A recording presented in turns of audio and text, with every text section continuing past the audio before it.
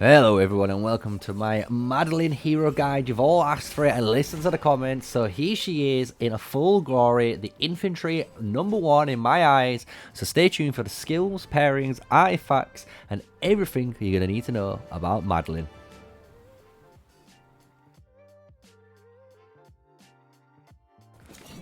You all asked for it, so here she is, Madeline. We're going into the full guide for what I believe is probably the best tank in the game.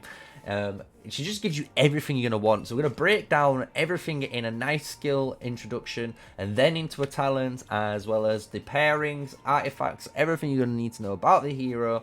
And then I might even do a separate video on Madeline herself, a bit more of a theory based on why she might be even stronger than a lot of people have doubts on so far. So with all that said, guys, let's go into Madeline. We're going to go straight into it, and we have her skills to talk about. So her skill 1 is a very powerful skill, especially for infantry, because it gives them a 1200 shielding factor as well as a 20% physical attack bonus. This is very powerful, like I said, for infantry, because it allows you to soak a bunch of damage, as well as when you're running at your target and trying to get that rampage trigger, and when you hit them, you're going to be hitting them 20% harder when you start getting this going, right? So it's a really good skill for you to ramp up over the fight. You're going to be dealing a decent amount of damage while being able to take a bunch of damage, and that is what is very relevant with Madeline. She's able to take a bunch of damage.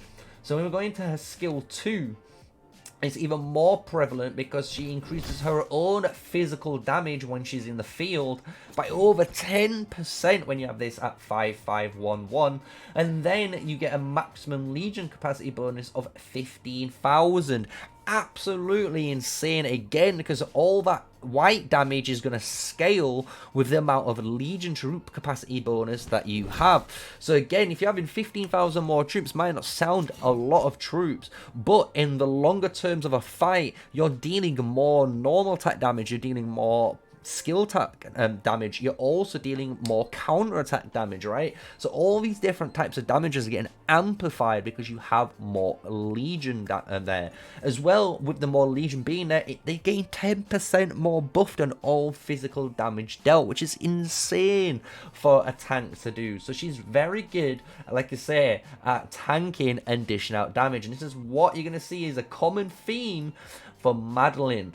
So when we go into her third skill now, she gets a 15% infantry health bonus as well as a 15% counter-attack damage bonus. These two stats are absolutely bonkers. 30% worth of stats here in skill 3. And again, 15% counter-attack damage, which is again getting amplified by this skill as well as this skill, with the amount of physical attack damage and physical damage getting amplified by Madeline. A very, very excellent tank, and I would honestly advise her, if you're looking at maybe playing infantry in the future for maybe a low spender, or maybe if you are free to play and for some reason you want to go down the infantry route, you know, each to their own. But if you want to play infantry, she's definitely a hero that you could definitely get 5, 5, 5, and 1. And the reason is, with 5, 5, 5, 1, you're going to get all the tankiness of Madeline and get her with the ability to soak a bunch of damage. So if you want to be that raid tank leader, you can now do it with your Madeline, right? So she's a very powerful primary to have in that regards. And if you're looking to garrison, she's one of the best garrisons in the game. She also, in the open field, is very good for obviously dealing damage and being the front line for your, you know, murder ball or for your 5 march concept, right? A combination, right? But when we go into the fourth skill, the reason why this can be left at 1 is when you do max it up, you get 300 skill damage factor that hits up to 3 surrounding legions whenever her shield is broken. So this is again a synergistic skill when you get this, but even when it deals 100 skill damage, this is almost like a fawn mail effect, right? It's almost like a reflective thing. You break my shield, take a bunch of damage, right? So it's all, you got to remember, this is 300 damage already at 1, because you're hitting up to 3 different units. But this does require up to 3 different units being around you, so it is not consistent. But obviously it's a nice little bit of extra damage to have when you do have maybe 1 or 2 in front of you, and you're able to slow them down with that rampage trigger, right? So definitely a hero that you can keep at 5-5-1, you know, at the last. So 5-5-1, beautiful investment for me, I would suggest when you're looking at Madeline. But when you do expertise her, you get Awakening. And the Awakening is on her first skill. Well, it's on her first skill, on her 4th skill.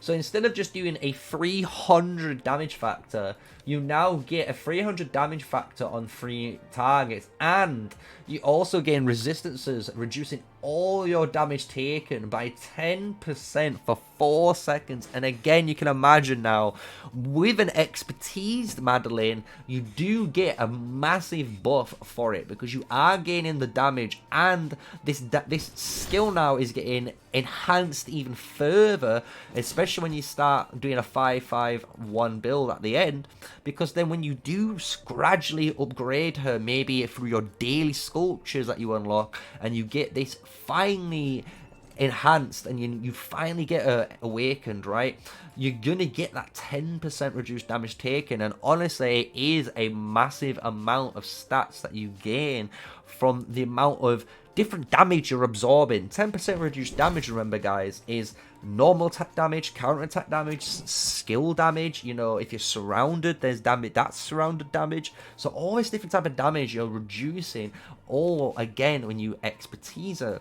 So that's all of the skills for Madeline. I know we've gone in depth, but that is a very good breakdown on why she is honestly one of the best infantry units, if not the best #1 infantry unit in the game right now. So when we go into her pairings, an obvious choice for low spenders will be your Garwood. And Garwood being secondary is really good, because it allows you to have your shield up first, and then Garwood can always get that flat heal. Or you could do it the other way. You could always try a Garwood primary and then a secondary Madeline for raiding. And the reason is, you would rather, some people would rather have the 1200 troop capacity heal first, so you have a higher legion capacity before you hit and take this bigger shield on top, right? So it's depending on how you want to layer it. We're going to do a load of testing in the future to see what is better, a, you know, Garwood or a Madeline in the primary slot, if depending on survivability, especially when it comes to a raiding performance. So you can definitely do a Madeline with your Garwood, right? So Madeline primary, Garwood secondary, or vice versa. Very, very strong combo. You can also do Madeline with Hosk if you are a spender. Even a 5-1-1-1-1 Hosk will make this march into an absolute murder ball when you're running into the front lines. The reason is, again, the amount of attack and health bonus you're gaining with the damage dealt increase makes an infantry march very, very scary when a Hosk is behind it. So obviously you're not maybe a spender and you're looking at other choices. So some other choices you can do is obviously going to be Nika. Nika is a very, very powerful choice, and Madeline with Nika is the best garrison it seems to be in the game, especially if both commanders are expertise. So you can definitely run a Madeline Nika if you want to run it. It's a very high damaging infantry march, while obviously having a bit of sustain through the Madeline. You can always try Bakar, but I would always recommend Bakar as the last hero you would put with your, again, with your champion. But someone with fear, like Fear, you could try, but personally, I wouldn't recommend. And the reason is, even though she gives you this beautiful shield and hero skill damage factor, the problem is you're going to have a shield, which is 1000 shield, and that might take only 200 or 300 damage, so you might drop down to 700, and then your Madeline is just going to refresh it to 1200, right? You don't get a 2200 shield. It doesn't work like that. It doesn't add it on. It just replenishes and put the strongest number in front, right? You can also, if you really wanted to try it, you could go with your Madeline and run a Eleanor or Elena. She's very strong again with raiding. She gives you a massive amount of defense with a massive amount of normal attack damage reduction, which is very powerful against the raid bosses as well as against archer units. Again, archers love normal attack damage, so being able to reduce that is very good. She also does a very small shield, and she does a little bit of extra damage, so she's basically a very, very mini version of Madeline, if you can imagine Elena. But she does have a peacekeeping talent, so just remember that when you're looking forward it. So there's a few pairings you can go with her. Obviously, that's what's in the game currently. There's a few more that I'm going to talk about in a different video, so stay tuned for the future about a very secret topic that is going to be Madeline and how strong she hopefully might be, and she might be one of the most underrated characters in the game. But with the Madeline guide still in fashion, let's go in the artifacts. We have a bunch of artifacts that we can go. We'll talk about the best in slot first, which will always be your Greymar Warhammer or your Dragon Scale Armor. The reason is this gives you a bunch of Legion HP again in PvP. Very, very powerful stat in PvP.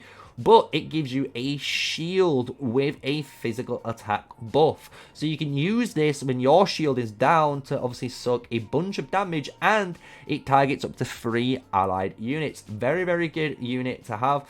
Obviously, you get range resistance when you have this equipped. So you have 13% damage taken again over archers and mages, which is fantastic. Again, for your match in PvP. You can also run something like the Fang of Ashkari. This is actually a very, very terrifying thing to run if you're an infantry unit. The reason is, if you're an infantry player and you run this, this is a very good anti-swarm. You could run this with your, obviously, PvP tanks. Very, very good. Gives you a bunch of defense when you do run it. But it's the fact that you get to, if you're starting to get swarmed by multiple infantry or cavalry units, and you obviously can't walk to the enemy's backline and cause problems, this allows you to put a massive AoE down, which is going to honestly punish those guys surrounding you and allow your team in the back to focus them down and kill them quicker, which is going to give you that window of opportunity to hopefully survive and either run away or press forward in the attack. Another honorable mention is Dragon Rift. This is if something you get again at level 1. Very powerful in Dragon Trials. And remember, I'm stating Dragon Trials specifically. This is very, very powerful in Dragon Trials because you're going to be able to nuke down a single march very, very quick with your infantry. And it's going to allow them to actually punch through and keep aggro and allow your backline again to melt through and get to the higher levels in the Dragon Trials. So now we're going to go down to the epics, and the epics you do have a few choices to go for. Again, in the Dragon Trials or in raids, you can choose the Codex of Prophecy. This does give you a bunch of shielding, but again, this is not the best in slot choice for infantry units. We're going to keep that to the end, don't you worry. But the Giant Bone is very good, again, early game. Only early game for patrols and in the Dragon Trials until you find something a little bit stronger like the Butcher Blade. The Butcher Blade is very, very strong because it's 900 damage each time, and it swings a total, as you can see, 1, 2, and it's, as you see, 3 guys. That's 1800 damage in an AoE. So for 1 minute 30, again, very, very, very powerful epic artifact that you can slap on to your infantry unit. But one that we've kept till the end, Harlequin's Mask. This is going to be, guys, your best in slot raid item. Again, if you're running a Madeline primary with Guard behind her and you not run Harlequin Mask, you are a troll. You're becoming a detriment to your team. You need to bring this because, again, being able to taunt the enemy behemoth every 30 seconds for 5 seconds is a very powerful thing. It means the behemoth is going to stay in position and allow your team to nuke it down and destroy it and get you guys those juicy gems and juicy rewards that you needed for your Madeline or for your game, right? For your account. So that is everything we're going to need to know so far with Madeline. That is the skills, pairs, and artifacts. And remember, guys, as a little hot tip towards the middle of the video, Remember to get all of your dialogue done by hitting trust level 4, and then that is 10 heads straight away for you there to get at least 2-0 when you do unlock her. So if you enjoyed the video so far, smash a like, comment, and subscribe, guys.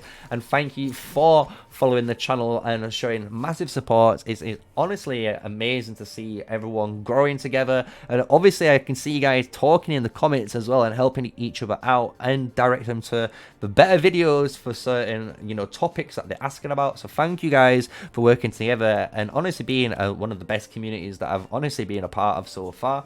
So now we're going to go into the nitty-gritty part, which is the talent choices. Obviously, we've got 3 talent trees to choose from, which is the infantry, PvP, and tank tree. So I'm going to showcase, again, all 43 points in which are the best talents you could be picking during each of those trees, and then give you guys a quick summary and breakdown when you are at level 60, if you're going to go down and pick 43 in one tree and the last 17 in a secondary tree. We're going to cover all of that, okay? So, with all that said, let's move on into the talent pages. So here we are, nicely into the talent trees. Let's get rid of the nasty frame so you can guys see everything beautifully on the screen.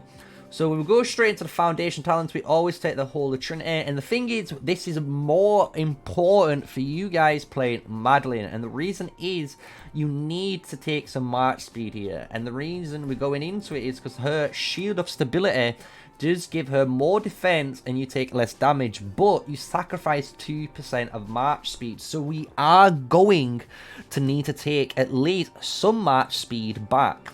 So when we do this, we're going to obviously go into one tree first, which is the pure tank tree. I really do like this tree for more of like a generalization tree. I use it for if I do go to raid, but I'm not a main raider anymore. This is what I would use if I was doing it.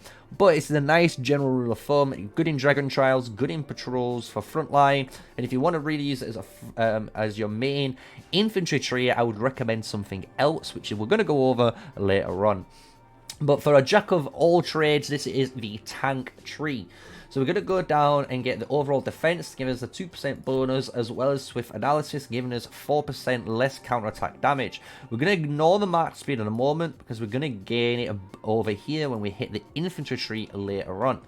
So we get our rage generation right here being hit by normal attacks, which we always going to do, gains a nice bit of rage generation, which is very key for us because again, the more rage generation we have, it means the more uptime we have on our shield and the more we again are able to survive as a tank.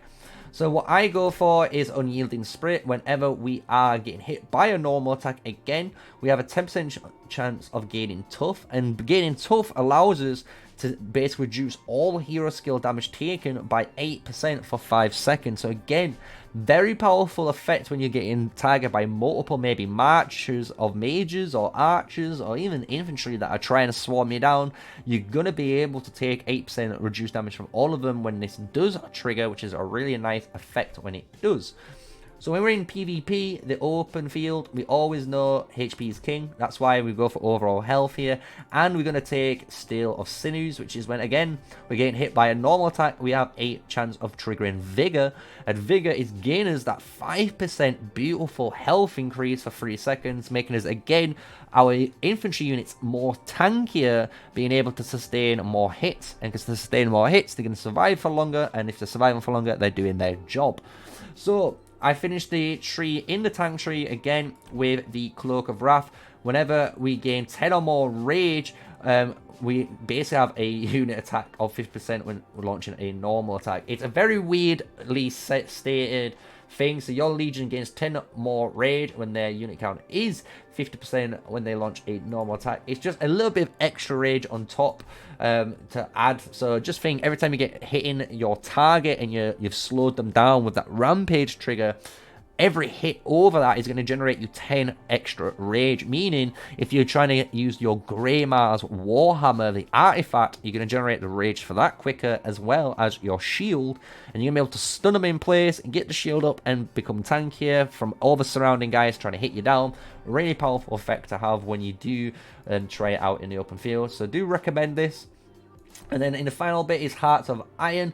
Your Legion takes 8% less normal attack damage and their units are below 50%. Very key again for us. So when we're below 50%, we obviously want to start considering running away in PvP. So we don't take too many wounds and we don't fill up the hospital too badly. And we can refresh our troops to be stronger in the open field, right? So taking that little bit less damage when you're below 50%. It will give you that little bit of an edge in the open field to get in and out of fights to get, again, if you want to kill someone or return home.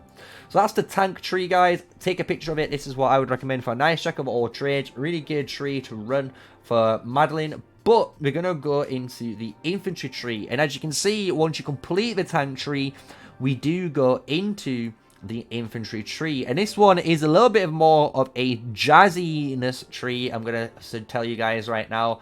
And the reason is, again, of the restriction we have here and how infantry units are played. So when you have the infantry tree here, we're gonna start off and it looks very weird, and I'll give you all the reasoning why. So again, we're reducing our march speed by 2% here, so already this 6% is only 4. So we're going to gain 6% here. So we're going to have a total of 12% minus 2. So it's a nice 10% flat march speed bonus. And for infantry unit, guys, you're going to need it. And you're going to feel it when you're in the open field, because it's going to allow you to actually close down the targets, especially those cavalry units with unyielding rush. You're going to be able to close down those targets easier and be able to stop them with the rampage and slow them down. And with that, we dump 3 points into the egoism. We don't care about intimidation. We don't deal any skill damage here. So actually putting some points into egoism is very beneficial. So we take less skill damage from those mages and anyone else that's trying to hit us. Taking obviously a little bit than 0 is better. So that's why we're taking some than nothing. And obviously this is the reasoning why we're putting 2 points into infantry speed. Again, to clarify, because of the shield of stability. So all this combination already from the foundation and these talent choices here is already giving you 10% march speed for your infantry units. So now we put 4 points into adrenaline rush, giving us a little bit of normal attack damage. So we do a little bit of damage, but that is not your role. Remember, if you're a tank player, your role is to absorb damage. So again, dealing some extra damage is nice, so we're gaining 3.2%, but having 1% here gaining us 6% extra march speed when we are below 30%. And this is basically saying, when you're in the red zone, guys, when you're in the red and you need to run, you're going to gain 16% now march speed, so you can escape from the fight. So honestly, guys, this is very crucial if you're trying to run away and get out of combat. So when we've done this, we're in now a more easier turf, and that is the ending of the infantry tree. We go for cool-headed to increase our defense when we cast rage skills. Again, so we increase our defensiveness and our tankiness as a tank march, as the front line. Again, your role is to take damage, guys. You need to be able to. We don't need furious because we're not an infantry unit that cares about attack. We all care about, at the moment, we've got enough attack with our skill 1 and our skill 4 damaging doing what it does. We honestly want to abuse how often we can stay in the open field. So with that, we go into the secondary area here. And you have an option, and this is honestly a good option for you guys. If you want to be the cavalry specialist and you want to try and protect your allies, then cavalry counter tactics is very good. Dealing 5% more damage against cavalry units is very crucial. And to be honest, this does help you in Dragon Trials. You're going to get a bunch of different rounds that have cavalry units, so you're going to get use out of this. But if you want a more jack of all trades, a 5 out of 5 on normal attack damage reduction is more beneficial. Again, 4% less normal attack damage is going to be against every unit, and it's going to make those arch units hit a little bit less because they really want to hit you when they're trying to kill you, right? And reduce your physical armor with their physical defense mitigations and breaks. So We now have a counter-attack damage buff. I honestly do love having counter-attack damage, so we're going to have 5 out of 5 on here. This is more of a quality of choice and preference. I don't know if it is better than choosing rectification or generalist. But Generalist is a very good talent. Again, it gains you a bunch of stats up to 5% for 5 seconds when you max it out on either attack, defense, or health. So again, a very good thing you could choose if you really wanted to go for a very stat-based march. Generalist is very good, but I prefer Last Word. And the reason is because we will be going for Ready for Battle, increasing the amount of counterattack damage dealt basically on our normal hits, launching a extra chance, right? So it gives us a little bit of damage on our march. So, but with our last 5 points before we get to Ready for Battle, we do put 4 points into Encouraging Dance to give us a little bit of rage generation. And honestly, guys, Flank Protection might be one of the most underrated 1-point perks in the game. Having a 15% less bonus, taking less damage bonus when being surrounded is significant as an infantry player, because you will, again, in PvP, get all of that damage, surrounded by multiple units. You're going to get an archer, 2 mages, 2 infantry units, a cavalry unit, all on your march, stopping you from moving forward. And by having all those marches on you, you're reducing all their damage by 15%. Honestly, underrated skill to make your march, honestly, surprisingly more tankier than having this at 0. So that is the infantry tree here. And when you go down the infantry tree, as you can see, I do not go down the tank tree. I do go down the PvP tree. And the reason is we go down and we're going to have 1 point in overall speed again and 4 points in overall defense. You could, if you really wanted to put 5 points in overall defense, you could do it. That will give you a 2% defense buff. But with this now, we have a 12% march speed, and then again, when we hit below 30%, we're going to have 18%, almost 20% march speed, which is very impressive for an infantry march to escape and run away so your troops don't die and fill up the hospital. Again, in this little area here is almost a quality of choice, but for me, I do prefer for infantry overall health. But like we said earlier, health is king, and because health is king, we're going to be obviously increasing as much health as we can, which is going to synergize really well with all of the stats that we've got over here in the infantry tree. You could choose to have this Fury of Flame, but again, I feel like this is the worst option out of the 3. This is probably the second best option out of the 3 you could pick, because again, you're going to gain a giant amount of rage when you get hit by normal attacks, which is generally hit by archer units. And again, by launching more rage generation, you're going to have more uptime on that shield, right? And the more shield uptime, the more you're going to tank, and the more you're tanking, the better it is for you. So we finally run the build with your last talent is in Luck of the Draw. This will again reduce all damage taken, making you a super tank in PvP combat. And with your last point, you could choose to have a 300 increase cap. You could also put 1 point into the counterattack damage, and you could also put 1 point into overall speed to maximize and get to 20% march speed when you're at 30% or lower, or 14% march speed when you're above, our 100% Legion capacity. So it's a very powerful combination here that a lot of players will understand, especially if you're a very advanced, maybe Rise of Kingdoms player. You'll understand how important march speed is, especially in this game with infantry. So now we've got 19 points left over, and we're going to go over actually at the end of the PvP tree, because this is the final tree to go down. So if you're looking now, just to remind you guys, this is the infantry tree right here. You would go down this tree, take a screenshot of it right now, and then you would go down the PvP tree after you finished your infantry tree and put your last point into any of these 3. It's up to you, but this is where you would put your points. But if you're in now the PvP tree, and this is where we're going to change the name, we're going to finish off the build. And you can do two options, yeah? So if you're going down a full PvP tree, you could go down a full war banner route, which is what I'm going to go down. I do prefer having more Legion capacity, especially on Madeline, that offers you a bunch of Legion cap, but having 5% more counterattack damage is absolutely bonkers on her too, because that is almost 20% counterattack damage bonus when you have this maxed out with her talents as well. So it's a very powerful synergistic PvP tree to go down. But with this, I do go down having more damage dealt. In PvP, this sounds a bit crazy, but we have got a bunch of survivability already, and we're going to gain more survivability here because we're not going to have any of this stubborn fire. It's not worth it for us.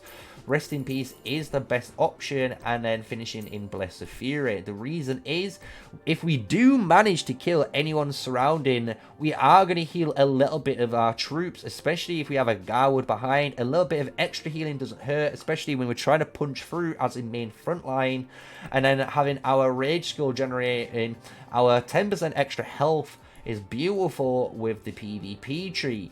And when you do finish the PvP tree, what I would go down is the Infantry tree again. So again, if you're looking now, you would do these little talent points here, put 1 point into one of these talents as you would choose as see fit. I'm going to leave it up to you as a preference, but this is where you would finish the PvP tree off now with the Infantry. So the PvP tree is really good at basically stats. If you all want stats, this is the best tree at doing it. Infantry is the best tree at basically survivability and giving you march speed that is very crucial in PvP. And the tank tree is the best tree at almost a jack of all trades. It's going to give you a ton of survivability, and you can honestly not really go wrong depending on what match pairings you have with the tank talent tree. So that is the 3 talent trees you can choose, guys, for Madeline. I hope I've gone in depth with them enough for you. But that is the skills, pairings, artifacts, and talent trees covered, with the tip of obviously getting 10 extra heads for her. So if you've enjoyed the video, smash a like, comment, and subscribe with another hero down, which is an infantry hero, probably the best again in the game in my opinion for infantry players to invest into if you're looking to play infantry. So if you find this guide informative, smash a like, comment, and subscribe. But until the next video, stay safe, stay sneaky, and peace out.